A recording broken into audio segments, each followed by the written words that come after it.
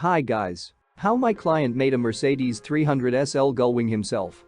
I used a 3D scan model of the Mercedes 300SL Gullwing. I work only with accurate 3D scan models from Forza, so all dimensions are the same as the original car. Look at their YouTube channel how they scan cars and you will have not doubts. Great technology. After that I divided this 3D scan model it into sections. The standard step between the main car buck sections 10 cm. Step for front and rear sections 5 cm. Then I saved a digital car buck files in the JPEG and DXF format. These digital car buck files need to print on a regular paper printer. You can use absolutely any paper printer. Or need to cut on a CNC or laser machine to obtain wooden car buck sections. From this wooden sections need to assemble a car buck. My client assembled the sections one after another to get a car buck. It's like Lego, but for men.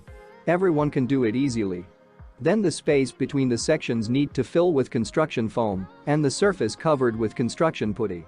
Alternative option, my client filled the space between the sections with wood. After that, he covered the layout with putty and brought the surface to perfection. After that, he coated the layout with any suitable composition to avoid adhesion during further work with fiberglass. Next, need to make fiberglass molds for the further production of a fiberglass body. My client didn't have this skill either, but he made removable fiberglass molds with ease.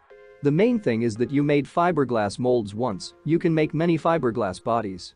A fiberglass body is made from the resulting fiberglass molds. All you need is epoxy resin and glass material. Nowadays it is available to everyone. There is nothing difficult about working with fiberglass. The finished fiberglass body is installed on a suitable donor car or on a homemade frame. My client used a Mercedes SLK as a donor car. The Mercedes 300SL Gullwing is ready. The most important thing is to make the body. It's like Lego, but for men. Many of my clients make this without any experience. First, be sure to watch this short video. And after that, if you need digital car buck files, then Welcome.